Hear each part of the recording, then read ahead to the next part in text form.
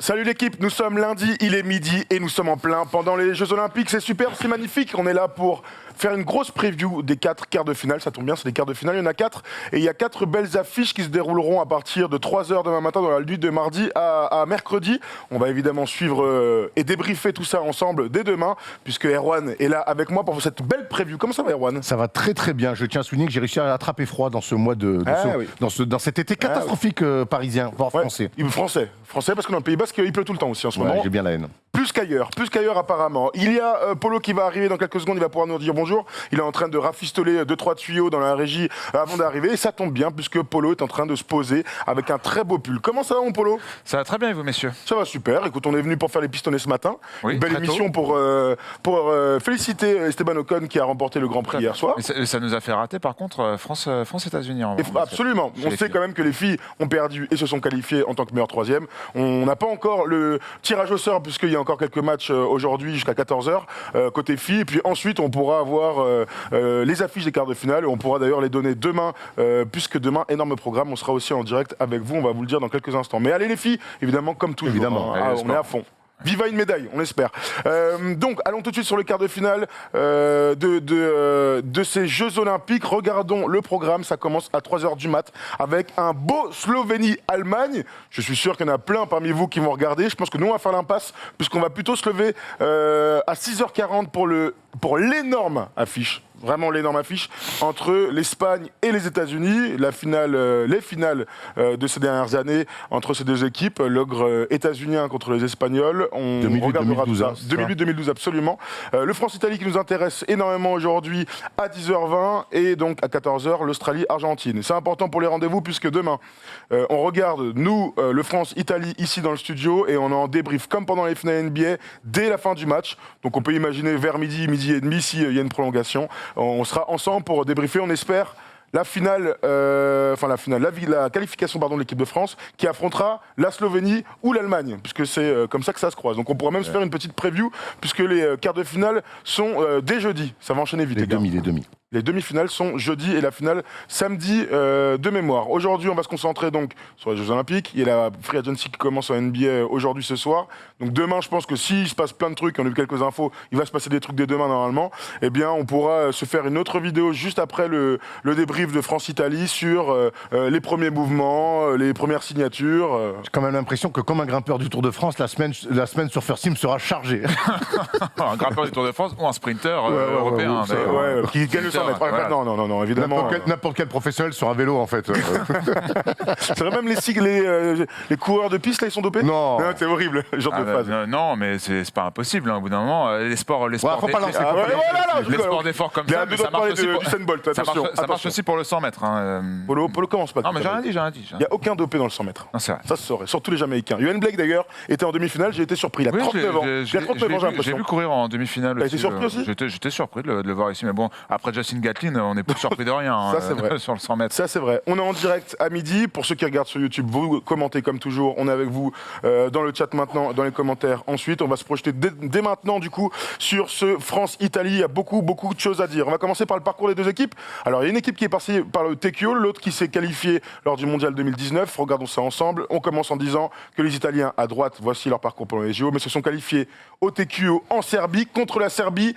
C'était un exploit incroyable, Erwan, il y a un mois maintenant, 3 semaines à mois. Ça a fait partie de ces multiples exploits qu'on a vus pendant le TQO. Et les Italiens, avec une équipe, il y a un basket rafraîchissant, le basket italien qui revient un petit peu sur le devant de la scène avec une équipe très européenne, j'ai envie de dire, puisque leur star, Danilo Gallinari, joue peu, lui qui n'a pas fait 17 minutes quand même. Il n'a pas fait le TQO en Serbie. Il n'a pas fait le TQO, donc le coach, j'aime cette espèce de coaching aussi, de se dire, c'est pas parce qu'on a une star NBA qui a fait un long run de playoff, on rappelle avec les Hawks, il était jusqu'en finale de conf, qu'on va le mettre tout de suite dans l'équipe. On va voir que cette équipe-là, après on va disséquer, il y a pas mal de bons joueurs, et puis il y a l'arrivée de Magnol, mais la force, pour l'instant, les forces sur ces débuts, sur ce parcours italien pour l'instant, c'est les joueurs qui jouent en Euroleague et les joueurs européens. Absolument. Qui jouent en Europe. Absolument. Le parcours de l'équipe de France, vous le connaissez, 3 victoires en 3 matchs pendant cette phase de poule. Le petit séisme du début du tournoi avec la victoire face aux États-Unis. On a assuré clairement contre la République tchèque avec une énorme performance collective. Et puis contre l'Iran, c'était un match qui était un tout petit peu moins intéressant, mais qui a permis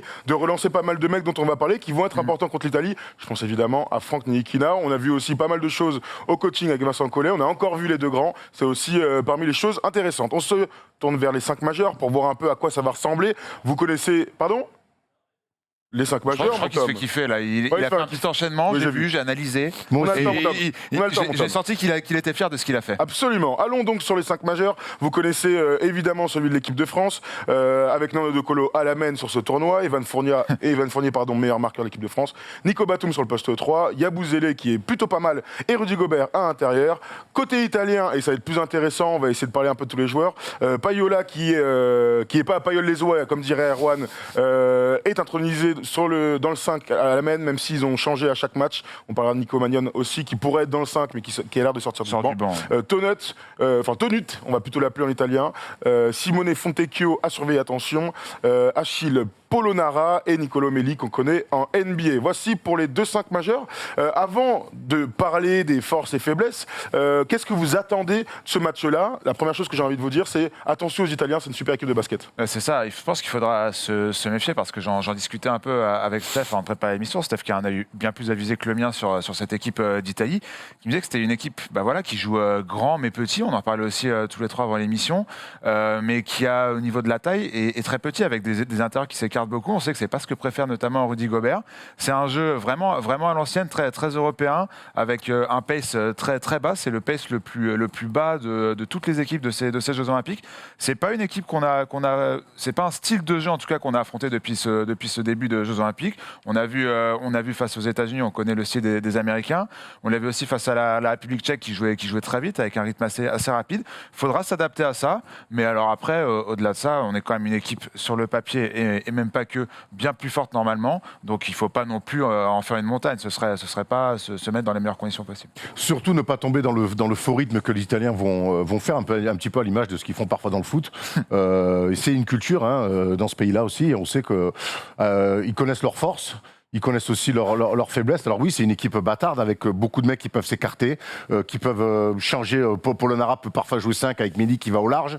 Fontecchio qui balance aussi la rentrée de Magnon qui lui, pour le coup, accélère un petit peu. Donc c'est des rythmes un petit peu curieux parfois dans un match. Il n'empêche que quand moi je vois le parcours de l'équipe de France, ça va être à la France d'imprégner son rythme par les qualités premières de cette équipe. C'est la défense. Il va falloir leur rentrer dedans. Il va falloir leur faire mal physiquement. Quand je vois Rudy et Gershon à l'intérieur, alors oui, Nico nous le confiait un petit peu ce matin dans l'échange qu'on a eu, c'est relou, c'est les Italiens. Il n'empêche que oui, ça va être compliqué pour Rudy peut-être de les amener au large, mais ce qu'ils peuvent peut-être nous faire payer, d'un côté du terrain, il faut qu'on leur fasse payer x2 de l'autre côté du terrain. Et je trouve qu'on l'a plutôt bien fait depuis le début de cette compétition, avec nos grands intérieurs. Alors Evan est dans une forme olympique, c'est le cas de le dire, mais moi ce que j'aime dans cette équipe de France-là, c'est quand on joue grand et quand on abîme l'adversaire à l'intérieur. Il faudra que les Italiens passent à la moulinette à l'intérieur. Il y a Gon2104, on vous prend vos commentaires toujours, tu nous régales poto, qui nous lance ce petit pic. Valérie Garnier dirait on n'a pas l'habitude de ce jeu du sud de l'Europe. Tu nous régales. C'est vrai qu'on a tous la sensation que l'équipe de France est favorite. Je pense qu'il n'y a pas de souci là-dessus et les joueurs entre eux doivent en être convaincus. Maintenant, il ne faut vraiment pas sous-estimer cette équipe d'Italie. Il ne faut pas y aller en se disant on est largement plus fort, on va les taper. Non, c'est une super équipe de basket. Vraiment, quand on parle d'exploit au TQO en Serbie, il faut vraiment qu'on souligne la performance qu'ils ont été capables de faire, parce qu'ils étaient clairement pas favoris. On se souvient de l'époque avec Bellinelli, avec Gallinari, où il y avait beaucoup d'ISO, beaucoup de jeux individuels. Le jeu a vachement changé, il y a du passing game. Et pour ceux qui ont vu le Italie-Australie, que les Italiens ont perdu sur la fin 86-83, on a découvert une équipe d'Italie qui était vraiment très chante à jouer. Bien pour la gratter. Et absolument pour la gratter, alors que les Australiens sont tellement sûrs de leur jeu, sûrs de leur force et habitués de ce type de compétition. Donc il ne faut pas avoir peur, mais comme dit Erwan, j'ai envie que cette équipe leur rentre dedans, ce qu'ils ont été capables de faire contre les États-Unis, ce qu'ils ont surtout été capables de faire contre les Tchèques, qui sont une bonne équipe, mais qui ont des forces super ciblés, donc je pense à Satoransky notamment. Si les meilleurs joueurs arrivent à moins être dominants dans le jeu, ça peut être une victoire, elle n'est pas large, mais en tout cas une victoire plutôt simple. Bien sûr, Erwan l'a très bien dit. Ce qui est un peu chiant, cette espèce de secteur intérieur italien très fuyant, très petite taille, mais c'est aussi le côté intéressant pour l'équipe de France. C'est là qu'on doit leur faire mal. Comme on a réussi à faire mal aux États-Unis notamment, c'est sanctionner sur des postes où ils sont petits. Le plus grand de cette équipe, c'est Gallinari, qui n'est pas pas le mec qui joue le Ça, plus c'est improbable, et qui est à 2m08. Donc moi, quand je vois un Qui n'est Vincent pas le plus grand maillot shirt Qui de n'est la pas du tout un grand. Même- Pas du tout un grand. Même, sur la vue, rendre Voilà. des services avec Bien les sûr, Hawks. mais c'est pas un grand. Même si Rudy Gobert n'est pas l'attaquant le plus fort de cette équipe, un mec comme Vincent Poirier, un mec comme Mustapha Fall doivent leur faire très mal dans ce secteur-là. Et si on commence par ça, ça va bien se passer parce que défensivement, j'ai aucun doute qu'on y sera. On a la meilleure défense de ce tour préliminaire, enfin de cette phase de poule des Jeux Olympiques. Donc si on reste sur ces mêmes bases et quand on voit l'état d'esprit que cette équipe de France a démontré, que ce soit dans les matchs, coup prenant, mais les matchs très durs comme face aux États-Unis et dans des matchs qu'on a réussi à se rendre facile comme l'Iran et la République tchèque, il n'y a pas de raison qu'on n'attaque pas ce quart de finale dans un état d'esprit différent. Paul, tu mérites une grosse baffe. Je viens de recevoir un message, je suis pas content, Paul. Je suis pas Attention, content. Ça, Vas-y, Erwan. je l'ai lu, je sais, je suis désolé, mais Attention. c'est Tu l'as dit difficile. 3 fois, Paul. Et on était 3 en régie et personne n'y a pensé. D'accord. Mais moi, je te l'ai dit. Moi, je suis pas content. Non, c'est chiant. Toi, D'accord. tu t'en fous, toi. Toi, Mais tu t'en non, fous. c'est une petite demi-heure de décalage. Ah bah, tu vas le faire, alors. Voilà, ok, Je sais pas de quoi vous parlez. On a oublié de lancer le record. Voilà, Ah, d'accord. Attention, Heureusement qu'on est sur Twitch. attention de pas les laisser s'enflammer à 3 points. C'est une équipe, on l'a vu, Nicolo Melli, Achille Polonara. Alors Nicolo Melli joue en NBA quand même, joue en NBA, mais c'est des mecs quand même qui connaissent le contexte FIBA. Et n'oublions jamais quand même que les JO sont sous l'égérie de la FIBA et que la NBA c'est un autre monde. Et là, ça sera un petit peu pareil avec l'Allemagne, qui est une équipe plus faible, mais qui est une équipe très européanisée. C'est des mecs qui connaissent ce contexte FIBA. Nous, mine de rien, en France, on a une équipe de France quand même très NBA, et attention à ces mecs-là qui connaissent le rythme et qui sont très adroits, ne pas les laisser s'enflammer par de l'adresse parce qu'on sait que c'est comme ça qu'on peut se faire peur. Je vais être très vigilant. Alors on parlait effectivement de leur faire mal en attaque sur les grands. Maintenant, je veux voir aussi sur les défenses extérieures comment on va suivre les mecs. Est-ce qu'on va changer sur quel Surtout mec Nick Mannion. Surtout Nick Mannion. Mais même, Surtout. je te dis, lui, c'est un carré dans sa tête. Fontecchia, Melli, Polonara, c'est des mecs qui peuvent prendre. Oui, qui- mais qui c'est du peuvent pick mettre and des pop, c'est fléchettes. du kick. Et le problème, c'est que, ce qui est bien, et allons un peu là-dessus sur les clés du match. Jouer grand. Je pense qu'on va prendre cette direction. Vincent Collet a pris la décision, et c'est une bonne décision pour l'instant sur la phase de poule, d'avoir de longues séquences avec Rudy Gobert, Vincent Poirier sur le poste 4 ou Mustapha Fall sur le poste 5 avec Vincent Poirier. Vincent Poirier a l'air de s'éclater. On a vu Rudy et Mustapha aussi On a face fait à l'Iran. absolument, on voit 2 vrais postes 5, donc quand on parle de Twin Towers, parfois c'est vachement galvaudé. Là on est en plein dedans, 2 mecs de plus de 2,10, 2 vrais pivots, avec Vincent Poirier qui a développé ce petit tir externe et qui donne un peu de spacing au jeu. Mais quand tu joues avec Nico Batum aussi en 3 qui est grand, quand tu joues avec Frank Ntilikina, tu as quand même 4 mecs, et si tu joues avec Andrew par exemple à la main, tu as quand même potentiellement un adage défensif rebond et contre du coup de très haut niveau. Et la défense NBA rentre pas trop en ligne de compte, je trouve qu'en FIBA, ça a plus d'impact qu'en NBA quand tu fais ça. Après, il va falloir courir. Moi, c'est une équipe, tu l'as dit, Polo, qui n'a pas beaucoup de space. Il n'y a pas énormément d'athlètes. C'est tous des bons joueurs de basket, mais il n'y a pas énormément d'athlètes. Nous, on est une équipe beaucoup plus d'athlètes. Il va falloir leur faire payer sur la durée. Par la défense. Par la défense. Quand on dit courir, c'est ça. Et par de la course. Et vraiment gagner des ballons et relancer et courir. Je pense que cette équipe-là, si on arrive à les sortir de leur rythme et de leur pace, ça va être un petit peu plus compliqué avec eux. L'Australie a eu du mal un petit peu. Ils les ont, même si l'Italie a été à droite, s'est accrochée, mais l'Australie, sur la fin, a réussi un petit peu à les faire craquer là-dessus. Mais dans leur confrontation, les Australiens ont eu du mal à les amener sur un match de course. Parce que les Italiens aiment bien mettre la balle sous la main, donc de la pression en défense, gagner des ballons et les faire courir. Moi, je pense qu'hormis les Américains, on est l'équipe qui avec le plus d'athlètes, et il faut courir, il faut leur faire mal. C'est ce que j'allais dire, on était capable de le faire, on l'a fait un peu contre les États-Unis et surtout contre la République tchèque, où là, on a été poussé par les Tchèques à jouer ce genre de match. On a montré qu'on était parfaitement capable de répondre à ça et en plus de prendre l'ascendant sur une équipe où ça aurait pu être un peu piégeux. Donc non, moi, je suis peut-être un peu optimiste, mais je suis pas. T'as raison de l'être aussi, hein. On a beaucoup de certitudes dans le jeu, donc oui. Tous les hauts et les bas, Nico Mannion qui pour le coup apporte un peu cette culture US, lui formé à Arizona, qui joue maintenant aux Warriors. Né en Italie, hein. C'est un vrai gars. Oui, voilà, formé à Arizona, fait son université à Arizona. Pour le coup, lui joue beaucoup sur un contrat, etc. Mais en face, moi je vois Frank Ntilikina, je vois Andrew Albissi, je vois des gars, je vois beaucoup de gars capables de pouvoir le tenir. C'est un vrai challenge pour Andrew et Franck. Vraiment, je pense que Vincent Collet ne va pas s'y tromper. Il va responsabiliser ces 2 mecs-là. Je pense qu'Andrew, il est clairement dans les registres qu'il adore, dans les défis qu'il adore relever. On se souvient avec Kemba Walker en 2019. Là, il y a un petit meneur vif en face. Je pense que Franck et Andrew sont parfaitement désignés pour aller lui mettre, pour lui faire un petit peu la misère et le rendre, tu vois. On voit quand même des pourcentages à 3 points un petit peu douteux. Mais sinon, c'est le reste.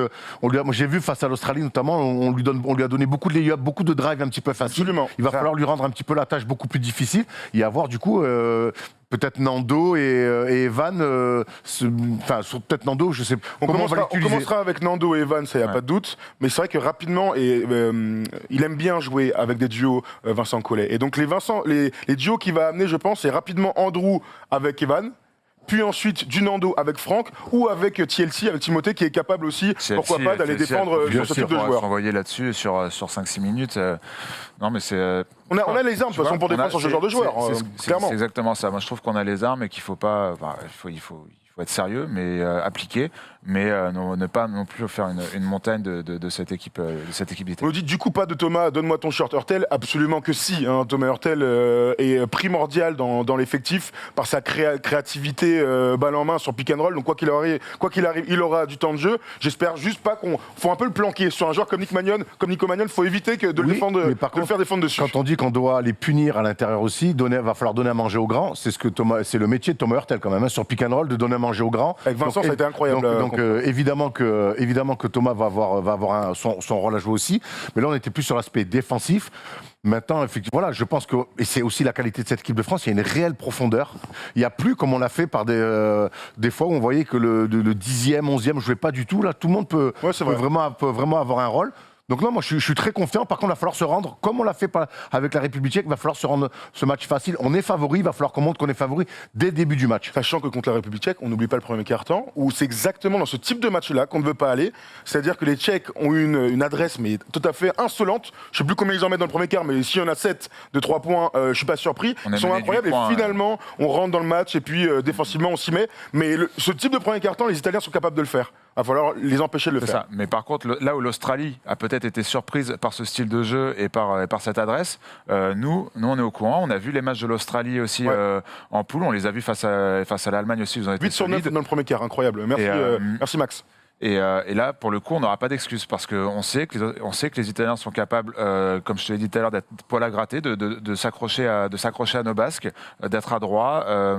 Voilà, donc maintenant on a... Attention, repli, Fontecchio notamment, ça prend pas mal de tirs des fois en première intention, alors ça court pas des masses, mais il n'empêche que ces fois, si ça prend des tirs assez vite en première intention, il va falloir être très vigilant là-dessus. Pour moi, c'est la clé du match. On a parlé de Nico Magnon, parlons des autres joueurs à suivre côté italien, surtout on parlera des duels, parce qu'il y en a des très intéressants, surtout sur les ailes. Le meilleur scoreur de cette équipe italienne, c'est donc Simone Fontecchio, très bon joueur, Erwan, qu'on a pas qu'on a découvert, mais en tout cas qui nous a régalé pendant cette campagne de Jeux Olympiques. Ouais, il les porte, c'est un poste 3, grand, qui peut jouer 4, mais c'est un mec qui est attiré par le panier. On voit ses stats, c'est un mec qui met des pantons. C'est le leader offensif de cette équipe, il le sait et faut pas lui en promettre. Pourcentage très haut niveau, avec un super tir sur le tir et tout. Belle mécanique. Pourcentage de très haut niveau, mec aussi qui peut poster, mec qui est à droit 3 points, qui peut driver. C'est un joueur vraiment complet. Et on parlait de mission autour de Nico Magnon. Ça va être une mission aussi pour Nico Batum et Timoteo Cabarrot. Va falloir s'y coller sur ton ton parce que c'est le genre de mec, si tu t'oublies un petit peu, si tu commences ton match un petit peu endormi, eh ben lui il est déjà à 12 points dans le premier quart-temps, il a lancé son équipe. Donc voilà, va pas falloir se tromper aussi, il va falloir aller le contacter, le toucher, lui faire mal. Mais on a le matos, c'est important de le répéter, sur les extérieurs, clairement, sur les ailes, Nico Batum est le joueur parfait pour défendre sur ce type de joueur-là. Aussi grand, super défenseur, lit bien les trucs. Et puis, il faut aller le chercher dans les tirs, dans les jambes et tout, parce que derrière, tu sais que tu as de l'aide. Quand tu as Gershon et quand tu as Rudy, tu sais que derrière, tu as des gars, alors il faut évidemment pas en abuser, mais tu sais que derrière, tu as des contreurs qui peuvent venir dans le second rideau et venir t'aider si le gars est dans un grand soir. Encore faut-il qu'il le soit dans un grand soir. Il est pour l'instant dans une bonne période en tout cas. Il est dans une très bonne période, absolument. Il a été moins incroyable contre le Nigeria, mais il avait bien commencé son tournoi. 22 et 20 points, je crois, contre l'Australie. C'est des mecs bons sans ballon aussi, très bons dans le jeu sans ballon. Donc c'est des plaies, c'est vraiment des mecs chiants. C'est un défenseur tout à fait correct aussi. C'est chiant. C'est des mecs sans ballon avec la balle, tout ça, c'est un vrai danger. Donc mais là, j'imagine pareil qu'il va y avoir de la vidéo et que je pense qu'en France, on a au moins 3 mecs à lui envoyer dessus. Je pense à Nico, je pense à TLC, je pense à Gershon. Voilà, on peut lui envoyer 3 mecs quand même, lui envoyer un combat physique. C'est notre grande force par rapport à ces Italiens, que ça soit sur tous les postes, il va falloir leur faire mal. Donc Simone Fontecchio, Nico Magnon, évidemment, on en a parlé tout à l'heure, avec Andrew et Franck qui vont défendre dessus à fond. Et le dernier, c'est Achille Polonara qu'on voulait mettre en avant, Erwan. Ouais, bah alors lui, c'est un vrai player d'Euroleague, poste 4, au large, vrai joueur de basket, un peu struggle dans son adresse, lui qui vaut mieux que ça, mais on se connaît très bien. Ça peut être la France, c'est toujours le parfait. Voilà, c'est toujours le parfait match pour se relancer. C'est un juteux. Mais voilà, c'est un mec qui connaît parfaitement le basket européen et ses codes. C'est un mec intelligent qui sait où mettre la balle à chaque fois, qui peut être une vraie menace extérieure, même si son pourcentage ne le montre pas forcément. Voilà, c'est des mecs, qu'il va falloir surveiller. Il est bon dans le passing game aussi. C'est des mecs touche à tout. C'est cette équipe un petit peu bâtarde de ces postes 4, 5, 3 par moment. Ils vont poster, puis après ils vont se prendre au large, et puis après ils vont te faire un pick and pop, et puis un pick and roll, et puis trouver une passe D. Voilà. Là aussi, lui, si on le contacte, on lui fait mal, on va faire mal à cette équipe d'Italie. C'est ça. Et puis quand je vois un peu Polonara, c'est un juteux, il a des qualités physiques assez folles. Moi, la meilleure réponse à ce gars-là, c'est de mettre Gershon dessus. Encore une fois, c'est ce qu'on dit depuis 20 minutes, c'est qu'à chaque potentiel problème de cette équipe, que peut nous poser cette équipe d'Italie, je trouve qu'on a des solutions. Et puis si c'est pas Gershon, ce sera peut-être un Batum poste 4, etc. Peut-être qu'on jouera peut-être moins à 2 grands dans ce match en fonction de ce qui nous est proposé en face, parce qu'on sait que Méli va jouer 5, c'est pas non plus un grand gaillard. Donc non, moi je trouve c'est fort. Il faut s'en méfier, mais il faut surtout les sortir de nos trous. Hein, Absolument. Si je prenais le langage cycliste que j'aime bien, on les sort de nos trous, on les met à plus 8, plus 10 rapidement, et après on essaie de se rendre le match le plus facile possible. Mais si nous font un match de traînard comme face à l'Australie, ça peut être problématique en fin de rencontre. N'ayons pas peur du coup de bordure. C'est Polo qui l'a dit dans cette émission. Parlons des duels. On a un peu parlé du meilleur scoreur français, c'est évidemment Evan Fournier. Evan Fournier aura fort à faire lui aussi, puisque sur les ailes, on a 2 bons duos, clairement, qui vont s'affronter. Donc Evan a 17 points par match, à 50% au tir et 38% à 3 points. On ne présente plus Evan, qui est donc d'ailleurs free agent, et on va pouvoir suivre dès demain ses futures signatures. Il y a beaucoup de... Pardon ? Ses aventures.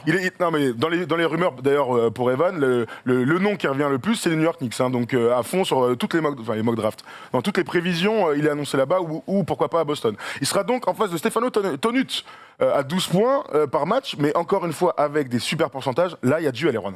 Là, il y a duel, ouais. Alors, c'est 2 joueurs complètement plutôt différents. Mais Evan, il va avoir un casse-pied, il va avoir un chiant, un casse-couille. Un mec qui te mord les mollets, qui est dans ton short, qui va essayer de te faire un petit peu déjouer. Voilà, c'est des gens c'est des mecs aussi qui aiment bien relever ce défi-là. Maintenant, Evan, l'une de ses grandes qualités, et on le cite assez peu, c'est un super scoreur, mais c'est un mec qui est fort dans la tête et qui s'énerve jamais. C'est très dur de le faire sortir de son match, mais on sait que là, notre ami Stefano, il va essayer de s'y coller. Je suis curieux de le voir quand même relever le défi autour d'Evan, parce que Evan, moi, depuis la prépa des Bleus, je le trouve quand même sur un sacré nuage d'adresse, mais il dégage quelque chose. Il a vraiment pris ce rôle de leader, pas que dans le scoring. J'ai l'impression que Evan Fournier a changé de statut, naturellement peut-être, depuis le Mondial 2019, où dans son entrée, je parle pas de la perception qu'on a, dans son leadership, il y a une énorme évolution en équipe de France, et il confirme pour l'instant, le match contre les États-Unis évidemment, ses stats, il est leader offensif, et avec Nando, mine de rien, il te décante absolument tout dans cette équipe. Notre petite crainte, ça peut être si les Italiens arrivent ou une autre équipe arrive nous amener dans des money time un peu lents, sur demi-terrain, est-ce qu'on va pouvoir gérer tout ça ? En tout cas, on a les hommes parfaits pour gérer. L'autre question qu'on peut se poser, c'est est-ce que le fait qu'il soit free agent peut poser un souci ? Je pense à lui, je pense à Nico, je pense à Franck aussi.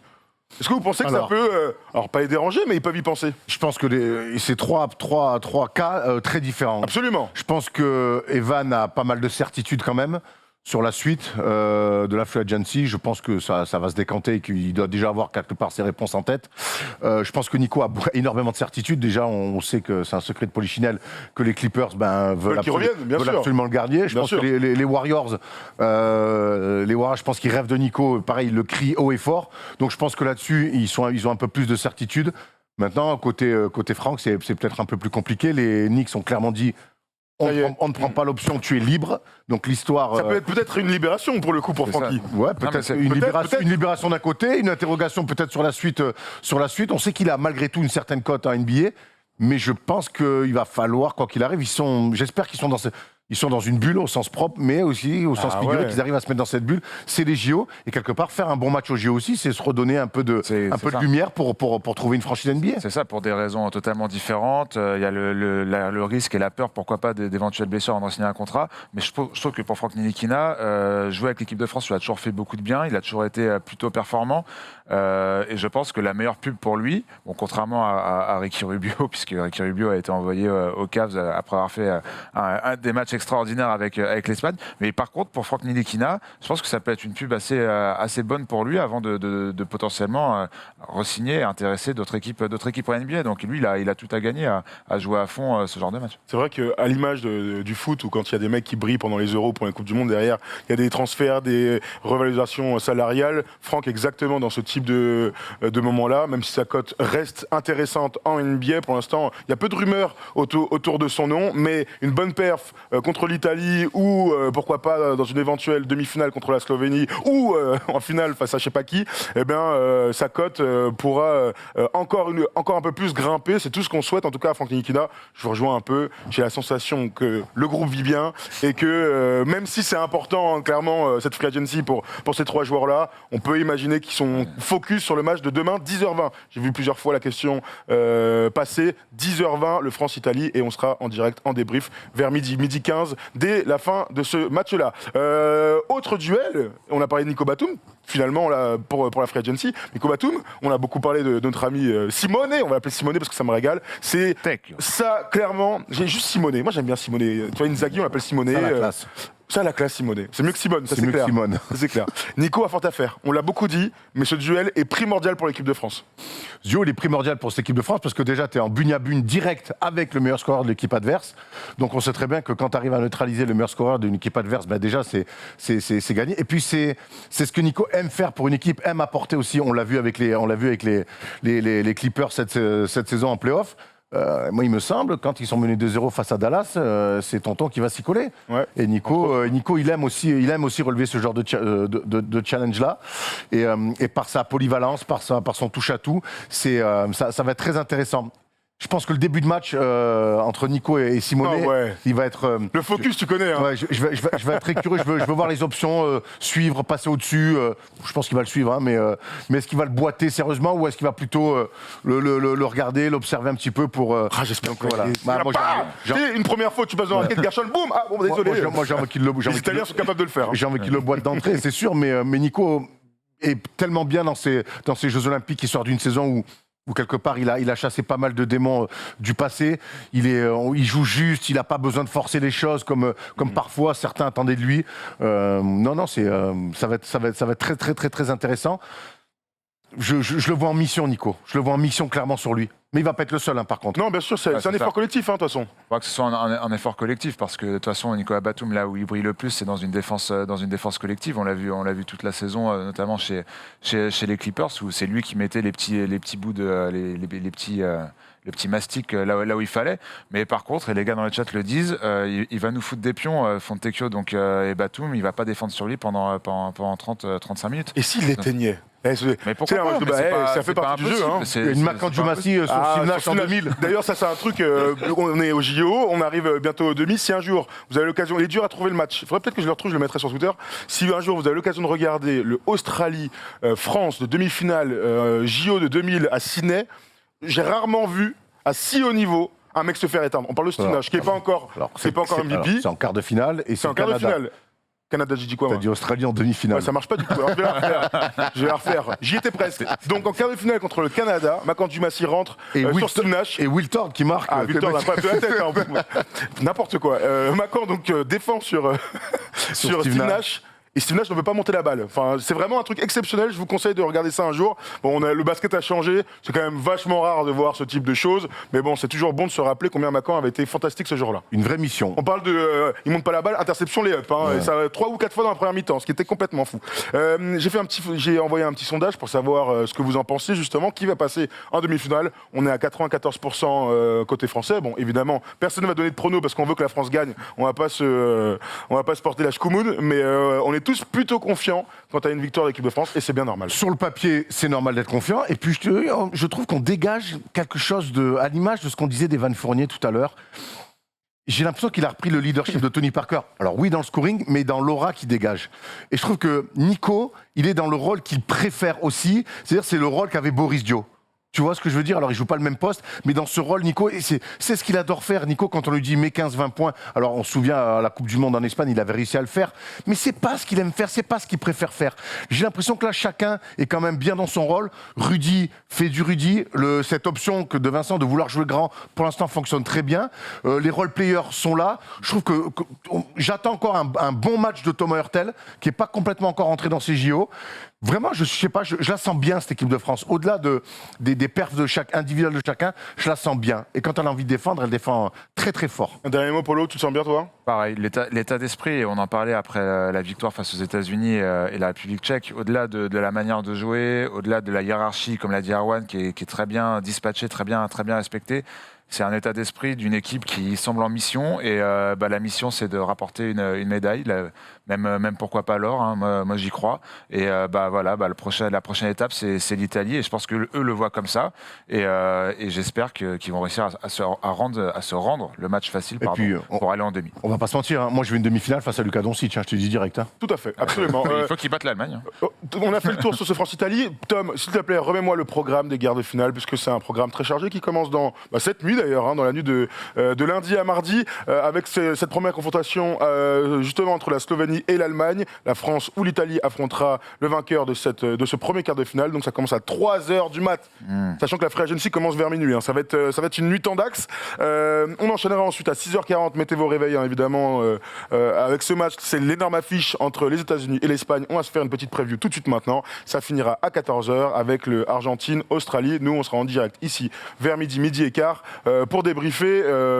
On espère la victoire de l'équipe de France face aux Italiens. On l'a pas dit, mais les Italiens sont sur une vague méga positive cet été. On espère qu'elle s'arrêtera côté basket en quart de finale. Hein, voilà. Déconner, quoi. Ils ont un champion du monde sur 100 mètres. Ils ont un champion olympique sur 100 mètres, les Italiens. Stop, quoi. Ils sont très bien, les Italiens. Cela dit, avant la victoire de Palmercière et Tambéry sur le 100 hauteur, ils étaient vraiment dans une brave galère au niveau des Jeux Olympiques, au niveau des médailles. En une soirée. Moi, ce que je retiens, c'est qu'ils ont gagné l'Euro, c'est qu'ils ont un champion olympique en 100 hauteur, un champion olympique sur 100 mètres. Merde. Ils sont bien donc. Parlons de États-Unis, Espagne, c'est évidemment l'énorme affiche, la finale avant l'heure, certains diront. On rappelle que les Espagnols sont champions du monde en titre et qu'ils enchaînent des médailles lors des Olympiades. Comment vous voyez ce match, les gars? Puisqu'il y a beaucoup de choses à dire. Les Espagnols ont perdu contre les Slovènes de Lucas, se retrouvent donc pas tête de série, alors que les États-Unis, eux, finissent deuxième de notre groupe et se retrouvent quand même tête de série. Ça s'est joué évidemment au point et au point marqué. Énorme affiche. Qu'est-ce que tu en vois, Erwan, de tout ça? C'est une finale avant l'heure, on va pas se mentir. C'était pas la finale des derniers JO, mais on a tous en tête les 2008, les finales de 2008 et de 2012. Je trouve l'Espagne très forte. Honnêtement, j'ai regardé le match 2 fois contre la Slovénie. Je sais toujours pas comment ils font pour perdre. Maintenant, on a un énorme match. Les Ricains sont rentrés dans leur tournoi, en tout cas de manière un peu plus sérieuse que face à la France. Moi, je crois que Scariolo, il a tout intérêt à essayer de faire ce qu'il a fait face à la Slovénie, qui a parfaitement su attaquer cette box and one espagnole. Moi, je suis toujours pas complètement convaincu par les Ricains collectivement. Et je trouve que les faire attaquer sur zone, les faire attaquer sur box and one, les faire attaquer sur des match-up, c'est là qu'il faut les pousser. Il faut pousser Popovic à essayer de dessiner des trucs sur sa tablette. Et il faut pousser les Ricains à se faire plus de 3 passes en attaque pour voir ce qu'ils ont dans le bide. Moi, je suis complètement d'accord avec ça. Personne ne pourra aussi bien attaquer la semi-défense de zone, la box and one, que ce qu'a fait Luka Doncic face à l'Espagne. Toute la Slovénie, d'ailleurs, a bien attaqué. Ils ont été magnifiques. Mais bon, Luka Doncic à la balle, il fixe, passe. Après, ça tire ouvert, ça rentre. Toby à l'intérieur a été fantastique aussi. Je ne pense pas, et là je suis d'accord avec toi, Erwan, que les États-Unis ont les armes collectives pour répondre à ça face à l'Espagne. Alors après, j'ai aussi cette impression que les États-Unis, tant qu'ils ne sont pas battus, c'est pareil. C'est une équipe qui monte en puissance avec, pareil, des joueurs qui doivent s'adapter à ce style de jeu, à ce format. On rappelle quand même que des joueurs qui ont été intronisés dans le 5, hein, tu disais Tom, sont des joueurs qui jouent encore des finales NBA il y a 2 semaines de ça. Donc j'ai quand même l'impression qu'au fil du tournoi, cette équipe des États-Unis va monter en puissance et que c'est encore pour moi le bon moment pour pour l'Espagne, qui en plus a les armes, parce que depuis le début de ce tournoi, je trouve que c'est peut-être avec nous et la Slovénie la meilleure des équipes. Je pense que c'est encore le moment de les prendre. Hein, L'Australie L'Australie aussi, toujours. évidemment, je les avais oubliés. Je pense que c'est le bon moment, mais que si... c'est pour ça que moi je pense vraiment comme toi que c'est une finale avant l'heure, voire même que la médaille d'or se joue peut-être sur ce match. J'ai un petit problème avec les Espagnols sur ce que fait Scariolo. J'aime beaucoup ce qu'il a tenté face à la Slovénie. Alors il a été puni comme on est rarement puni sur des défenses match-up. Faire lâcher la balle à Lucas. C'était Lucas, si on perd, on perdra pas avec 30 points de Lucas. Bon, très bien. Mais c'est les autres qui les ont massacrés. Par contre, je trouve que le choix de Marc Gasol de le faire jouer autant, je suis pas convaincu. C'est leur pivot titulaire pour l'instant. Ouais, c'est leur pivot titulaire. Il y a Hernan. Alors, Pau Gasol joue peu, mais plutôt efficace. Après, c'est Pau qui a pu finir le match, qui a vraiment la fin du match. Mais je pense que dans la durée, il devrait envoyer, face au Hurricane notamment, il devrait envoyer Hernan Gomez, qui physiquement va pouvoir amener un combat. Moi, je trouve qu'il est gentil, Marco, hein, mais son truc de chaud au large, je la joue un peu facile. Là, il va falloir à un moment donné qu'ils aillent un petit peu dans le combat, qu'ils aillent un petit peu au chantier, parce que les Ricains, maintenant, avec Bam Adebayo installé, tous ces mecs qui vont au rebond offensif, il va leur falloir un peu des athlètes. Et leur meilleur athlète à l'intérieur, Garouba, je trouve, est encore très jeune. Et je pense que moi, je suis pas du tout convaincu par ce que propose Marc Gasol depuis le début du tournoi. Par contre, je suis chaque fois qu'Hernan Gomez est sur le terrain, de la dureté, du rebond, de la course, il est haut au cercle. Je suis curieux de voir comment on va gérer ça. Moi, j'ai quand même la sensation que l'Espagne c'est bizarre, mais est favorite. Favorite à peu. Pour moi, ils ont l'expérience collective, évidemment. Ils ont Ricky Rubio qui, avec Luka et Evan, parce qu'on va être sympa, et sont les 3 meilleurs joueurs du tournoi pour l'instant. Et ils ont ce que les Américains détestent depuis quelques années, des grands, forts, au rebond, même s'ils sont fait démonter par les Slovènes sur du rebond offensif, plein de trucs et tout, mais les Américains, ils ont d'autres qualités. Et donc, ils n'ont surtout pas celle-ci pour répondre aux grands des Espagnols. Donc, si les Espagnols arrivent à jouer grand, pourquoi pas Hernan Gomez? Pourquoi pas les deux? En gros, quand je vois Victor Claver, quand je vois tous ces mecs-là qui doivent amener du rebond, de la dureté, du drive, des coupes dans le dos, et pourquoi pas de l'adresse, pour moi, les Américains, c'est chaud pour eux. C'est chaud pour eux. Bon, et si Ricky Rubio est aussi fort en fin de match que d'habitude, T'as exactement dit ce que je voulais dire. T'as Garouba aussi qui peut envoyer qui peut amener du bois. Face à cette raquette des États-Unis qui a du mal dans ce basket et plus globalement dans cette compétition, cette équipe d'Espagne a les armes pour en faire mal, comme nous, on a réussi à le faire. Alors après, il faut que Marc Gasol s'y mette un peu. Erwan a raison. Tenter Hernan Gomez, je trouve que c'est aussi une excellente idée. Plus quoi. Et Pau Gasol, voilà, va faire le taf aussi. Mais ils doivent aller les chercher à l'intérieur. Et ça, pour le coup, on connaît cette équipe d'Espagne. Il y a Ricky Rubio quand même à la manette. Il sait où mettre les ballons. Et il sait que face aux États-Unis, les ballons, va falloir les mettre à l'intérieur pour leur faire du mal. Donc, ils ont les armes. Je suis pas loin de dire aussi que l'Espagne est favorite. Ils ont les armes comme l'équipe de France. Ils ont les armes. Et le vécu FIBA, ce qu'il n'y en a pas, les États-Unis. Donc, ils sont presque favoris. Je dirais jamais que. KD ou pas KD. Moi, je dirais, tant que j'ai pas vu les Américains se faire battre sur une compète, mais ils sont déjà fait battre. C'était qu'en 2010.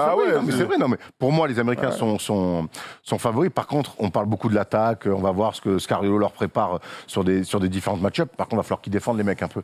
Là, Popovic se cherche un peu quand même depuis le début. Il a mis Booker dans le 5, il a mis Jrue Holiday dans le 5. Il va falloir. Moi, souviens-toi, toutes les équipes de Team USA, à un moment donné, ils venaient, ils cassaient des gueules d'abord défensivement. Ils étouffaient les mecs. Alors oui, l'écart c'est un peu réduit. Oui, les équipes ont moins peur. Mais moi là, cette équipe-là, elle n'est pas du tout dans un délire de on éteint les mecs défensivement, on est en surpression, ce fameux rouleau compresseur. Ils sont pas du tout là-dedans. Ils sont dans un concours de tir à 3 points. Et face aux Espagnols, s'ils veulent aller sur ce jeu-là. Alors là, pour le coup, ça va être pièce en l'air. S'ils le font pas, ce serait quand même une énorme erreur. Le 5 majeur des États-Unis a changé entre le match contre l'équipe de France, puisque certains sont arrivés en cours de route. Le meilleur joueur contre l'équipe de France, c'était Jrue Holiday. Jrue Holiday, on va le retrouver dans le 5 majeur avec Damian Lillard à la main, avec Devin Booker qui est dans le 5, c'est plus Zach LaVine, même si Zach LaVine joue plus de temps de jeu que Devin Booker. Draymond Green n'est plus dans le 5 majeur non plus. Il y a donc Kevin Durant et Bam Adebayo, Kevin Durant en faux poste 4 évidemment, Kevin Durant et Bam Adebayo. Jamal Magui joue pas contre la République tchèque, il a joué peu, il a joué un peu plus dans le dernier match contre l'Iran, contre la République tchèque pardon, il a joué un peu moins que contre l'Iran. Donc voilà, Jeremy Grant joue très peu par exemple, Chris Middleton joue ses 20 minutes. Vous avez du Keldon Johnson qui joue très peu. Qui est-ce que j'ai oublié? Non, je crois que j'ai fait le tour. Il a quand même 2 athlètes qui peuvent te nettoyer les cercles, à qui ne fait pas du tout jouer Popovic. Il a quand même perdu en 2019 parce que la France l'a puni avec Rudy Gobert parce qu'il voulait jouer petit. Il se retrouve en 2021 encore où il se sert pas de Jérémy Grant, il se sert pas de Javal Magui. Là, on sait que les Espagnols, on le disait, peuvent jouer grand aussi. Je sais pas ce qu'il espère. Est-ce que c'est des solutions face à des équipes aussi fortes? Parce qu'on le dit aussi. Gros, moi, et Javal Magui en FIBA, c'est relou. Je te dis pas de lui mettre 35 minutes et lui dessiner des systèmes. Mais à un moment donné, ce grand sgeg là. Quand tu dis 10 minutes, est-ce qu'il peut jouer plus de Il joue 4 minutes. Moi, là où tu as raison sur le principe, sauf que Javal Magui, c'est un gars que tu dois incorporer dans un collectif, dans une idée de jeu. Moi, Javal Magui, que tu mets comme ça, ouais, il est grand et tout, dans le basket FIBA, tu peux te faire baiser rapidement. Donc, si l'équipe d'en face joue grand, bah ouais, tente-le. Mais Javal Magui, il apporte aucune sécurité non plus dans le jeu. Le problème, c'est qu'aujourd'hui, dans le jeu, les Ricains sont en retard. Donc, c'est très dur pour Popovic. Oui, maintenant de relancer Magui, mais pour moi, ou Grant, le problème c'est que la prépa elle est pas bonne. C'est que dans son projet de jeu de base, moi je l'ai dit quand on a fait le débrief de France-États-Unis, c'est une équipe qui est pas coachée. Donc aujourd'hui, il a essayé de faire quelques réajustements, mais il est déjà à la bourre. Donc il va falloir qu'il vive sur le talent de ces mecs, et faut que ça tombe dedans. Le plus gros défaut de Team USA, c'est qu'il n'y a aucune fixation à l'intérieur. Nous dit Gon 2104, je prends tous les commentaires parce que c'est les meilleurs. Soyez bons, je vous prends les gars. Soit par des pivots type DeMarcus Cousins en 2016, soit par des arrières qui pénètrent ou jouent au poste à la Kobe, LeBron ou Kyrie. On peut rajouter Chris Paul d'ailleurs dans ce genre de truc. C'est que du jeu sur le périmètre. Dès que Tatum est allé au cercle, ils ont eu des shoots ouverts. Ça a déroulé et je te rejoins complètement. À l'image de Damian Lillard, qui est un joueur extraordinaire de pick and roll, de pénétration, ne reste qu'au large comme si c'était Reggie Miller. C'est un peu dommage de se contenter, plutôt que les Thompson d'ailleurs, on va citer. Mais c'est un peu dommage. Par contre, tu vois, on parlait de clics en termes d'impact physique et de défense.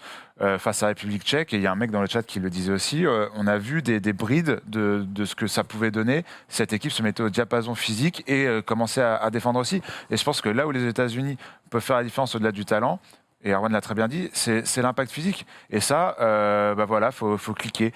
Tu joues contre une équipe de France dans un premier match de compétition, t'es peut-être pas dedans, et puis tu sais qu'en plus c'est pas coup près. Est-ce que dans un match coup près, face aux favoris de la compétition, tu vas pas Champion cliquer, du monde, hein, même. Attends, pour vous, les États-Unis aujourd'hui peuvent remporter haut la main un duel physique face aux Espagnols d'aujourd'hui là. J'ai pas dit haut la main, j'ai dit non, mais est-ce que pour vous c'est ça c'est ça qui va les faire basculer, les Espagnols? Cette équipe-là a les capacités intrinsèques pour physiquement faire très mal aux Espagnols aussi. Moi je crois de moins en moins ça. Moi au contraire, je suis pas sûr. Moi quand je dis collectivement, ils sont à la bourre. Et c'est trop tard. Ils pourront pas rattraper collectivement le retard qu'ils ont sur les autres équipes, que ce soit la France, l'Espagne, l'Australie ou la Slovénie. Ils pourront pas le faire. Maintenant, leur qualité première quand même, quand ils jouent à l'international, c'est de défendre. Alors là, tu vois, quand on voit ce 5-là, oui, t'as des idées, Bam Adebayo. Ben alors Lillard, c'est quand même pas lui qui va te mettre comme était capable de faire Chris Paul ou même Jason Kidd dans leur prime. C'est pour ça, il va falloir qu'ils se fassent un peu plus violence. S'ils veulent la jouer en mode chewing-gum, gna gna gna. Ok les gars, mais vous avez qui remet Sergio Llull, Chacho. Voilà. Bon courage à vous si vous ne voulez pas défendre sur les petits Espagnols fous. Petit prono les amis. Alors j'ai mis dans le chat, on est sur du USA 68%. Vous dites quoi vous? Moi je dis les États-Unis plus 5. Donc match serré. Match serré. Toi Polo? Moi je vais dire l'Espagne. Écoute, pour changer un peu, je t'avoue que j'hésite, que je suis très curieux de voir le match parce que ça va être un match assez incroyable, très dur à pronostiquer. Je vais aller sur l'Espagne, pareil, avec une victoire dans le Money Time. Dans le Money Time. Ne sous-estimez pas KD, on ne le sous-estime absolument pas, j'arrive pas à le dire, mais c'est pas grave. KD est un super joueur de basket, donc il est possible qu'on le voit fortement dans ce match-là. KD 40 puntos, ben voilà, très bien. Les States vont augmenter leur level de jeu, très fort. L'Espagne est fort. Dites-nous en tout cas là tout de suite, là 66%. États-Unis, si certains voient l'Espagne, n'hésitez surtout pas. Polo met une pièce sur l'Espagne, il va gagner à 6,75. Ouais. Mais Jean Mur, je le connais ce gars-là, c'est un mec qui a fait que parier sur David Gaudu pendant le Tour de France, et à chaque fois il a perdu, et il a perdu beaucoup d'argent. Mais l'Espagne, on les sauce à juste titre, mais moi la fin de match quand même face à la Slovénie, elle laisse quand même elle laisse aussi présager que ils ont eu un vrai gros money time à jouer, et ils sont passés au travers, et pas qu'un peu. Hein. Tu as raison, c'était pas un match éliminatoire. Ouais. C'est pas un match éliminatoire, mais tu perds et il te coûte cher puisque tu prends les Ricains en quart de finale. Tu as raison, mais tu peux avoir le même type de raisonnement pour les États-Unis qui ont déjà perdu. C'est dans ce sens-là. Je suis pas sûr qu'il est galvaudé, moi, cette fin de match face à la Slovénie. Je dis pas, j'ai jamais dit ça. Je dis que pour moi, ça ne vaut rien. J'ai plus de certitude sur le mondial 2019 que sur une défaite contre le génie slovène.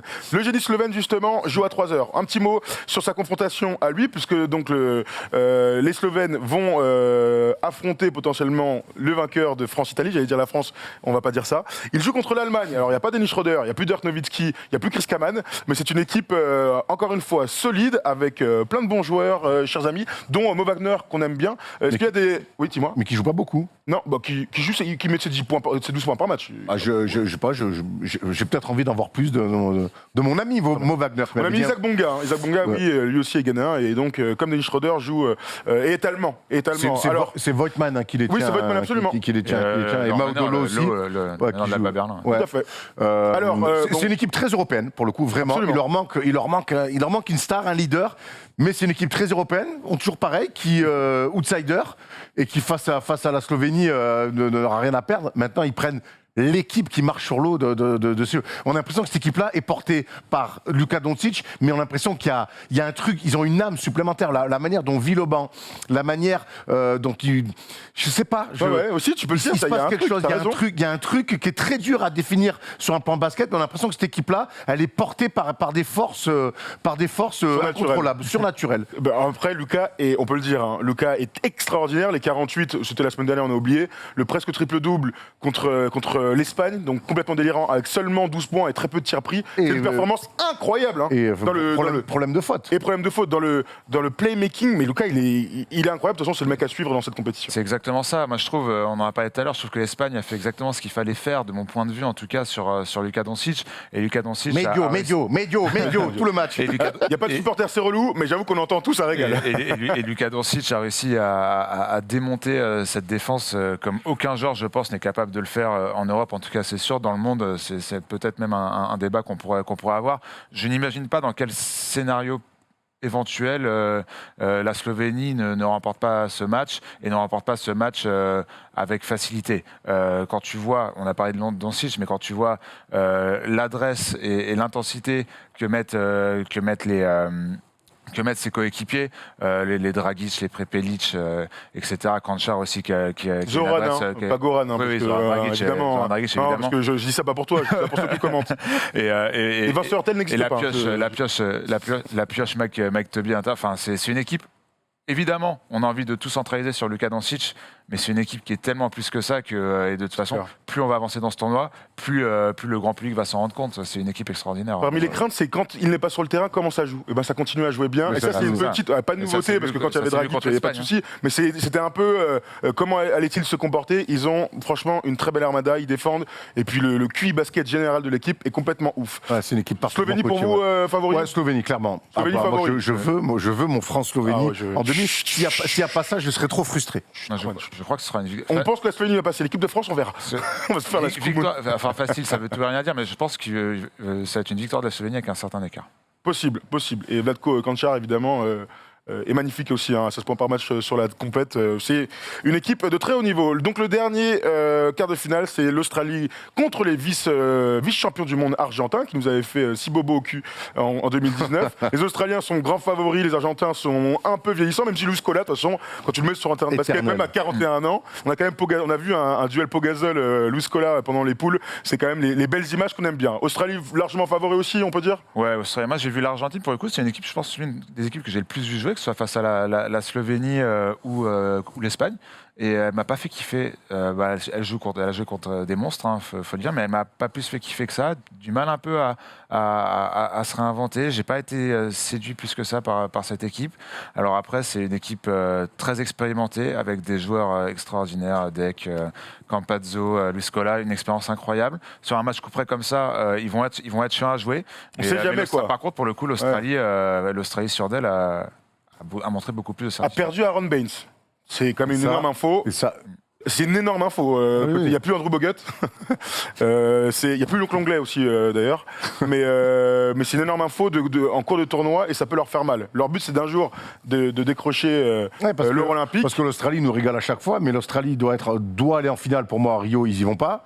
L'Australie doit être en finale du mondial, ils y vont pas. Et tu vois ce que je veux dire, l'Australie est souvent bien placée, rarement gagnant. Donc Jamais gagnant aussi, je pense que aussi c'est un match bien plus important important que ce qu'on veut croire. Je les vois quand même grands favoris. Je reviens sur ce que dit Polo. C'est vrai que l'Argentine, on les adore, mais je trouve que Campazzo a du mal à mettre un peu d'ordre dans la maison. C'est un peu plus le bordel qu'à l'accoutumée. Et même si on adore Luscola, je le vois mal à lui tout seul quand même faire tomber ce collectif australien qui est tellement bien huilé. Le jeu sans ballon, c'est un vrai bordel à défendre, quoi. Et Patty Mills est en feu, lui, dont on parle aux Lakers. Tout à fait.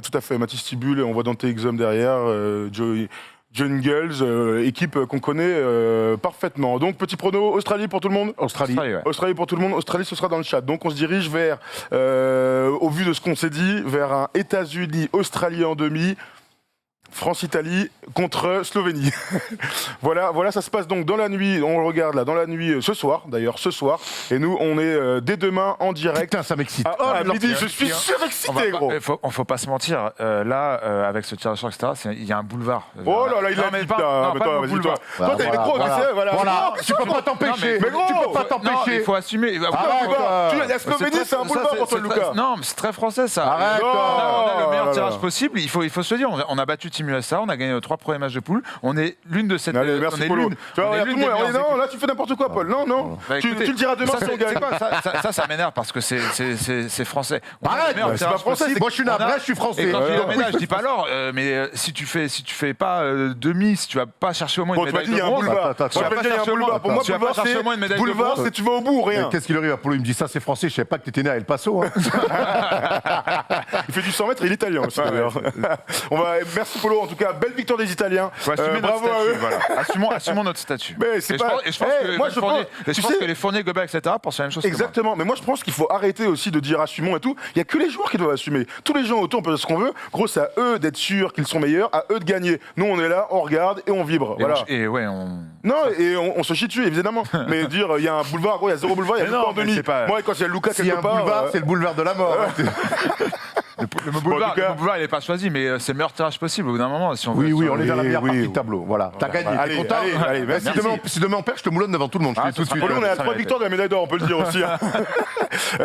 Donc à demain pour le débrief. Un tout petit mot sur les filles. Les quarts de finale ne sont pas sortis, mais les filles ont perdu cette nuit de 11 points contre les États-Uniennes, mais se sont qualifiées en tant que meilleure troisième. C'est la bonne info quand même de la nuit. C'est la très très bonne info. Ça aurait vraiment été vilain que les filles ne passent pas en quart de finale. C'est un début de tournoi compliqué. Une victoire de défaite. Cette défaite face au Japon, alors oui, apparemment, Valérie Garnier, malgré sa longue expérience internationale, découvrait le basket asiatique et japonais et nippon. Ben, tant pis pour elle. Mais en tout cas, voilà, on espère que maintenant, le tournoi va vraiment commencer pour les filles. Elles ont emmené cette équipe de Team USA qui est archi dominante, vraiment. Autant les garçons, des fois, ils bégayent. Les filles, vraiment, ça bégaye très rarement. La dernière défaite aux Jeux Olympiques de Team USA féminin, c'était en 96. En 92, demi-finale. 92. Donc tu vois, c'est pour te dire comme elles ne lâchent pas grand-chose. Ouais. Elles ont emmené donc cette équipe, cette armée de Team USA dans un Money Time que les Américains ont remporté. Mais voilà, on espère qu'il va se passer des choses. Iliana Rupert a été précieuse. On a vu 6 filles à 10 points ou plus. Voilà, on espère qu'il s'est passé quelque chose. Après, on sait que face aux Américaines, il y a toujours un supplément d'âme. Maintenant, ce qu'on va vouloir des filles, c'est ce supplément d'âme dans des matchs où qu'elles peuvent prendre. T'as un match à gagner pour au moins t'offrir un match pour une fille, pour une médaille. Voilà ce qu'on attend des filles. Polo, un petit soutien pour l'équipe de France féminine. Non, mais par contre, ce qui est cool, au-delà des filles du basket, c'est que toutes les équipes, hormis le football et cette belle performance de et de ses troupes, tous les sports collectifs qualifiés aux Jeux Olympiques sont qualifiés en quart de finale, donc handball féminin masculin, basket féminin masculin et volleyball masculin. Je ne sais pas par quel miracle le volleyball s'est qualifié, mais une énorme victoire sur le dernier. Ils sont allés se le chercher. Hein. Contre les Russes, énorme victoire. Et ils perdent contre le Brésil. Ils perdent contre le Brésil. Oui, c'est contre la Russie, ils sont incroyables. Contre la Russie, ils ont pris une énorme branlée aussi contre les États-Unis. Ils prennent la Pologne qui n'est pas cadeau. Et ils jouent la Pologne demain aussi, il me semble. C'est pas cadeau. Pas cadeau. Et donc juste un dernier truc contre les filles. Donc elles joueraient potentiellement contre l'Espagne. Sur un revival de la finale, contre la Chine aussi, et je crois que le meilleur truc, un revival de la finale, Thomas, contre les Serbes. C'est ce que je voulais dire. Et le 7, Les dernières finales des Euros, si tu préfères. Quand on se fait tout le temps taper. Oui, le 7 féminin qui fait finale, absolument, bravo. Se fait En tout taper cas, on par la suit à fond. Nouvelle-Zélande, mais qui n'a pas à rougir de son parcours. Absolument. Voilà, on a fait le tour sur ces quarts de finale des Jeux Olympiques. On se retrouve donc demain, on l'a dit, mais c'est en direct sur Twitch dès demain. Pour ceux qui regardent sur YouTube, n'hésitez surtout pas à vivre le débrief du match avec nous vers midi et demi, à la pause déjeuner pour les plus malchanceux qui bossent encore. Encore une bonne semaine de taf et puis en plus, ensuite, First Team pourra aller en vacances. On vous souhaite une bonne journée. Je répète aussi pour la Free Agency qui commence ce soir. Demain, plein de vidéos à venir en espérant que les Français soient en demi et signent des contrats à plus de 100 millions de dollars. Comme ça, on sera très content pour eux. On vous souhaite une très bonne après-midi, une très belle soirée, une très belle journée. Et puis à demain dans la nuit pour suivre les quarts de finale. Ça va être une folie. Allez, ciao.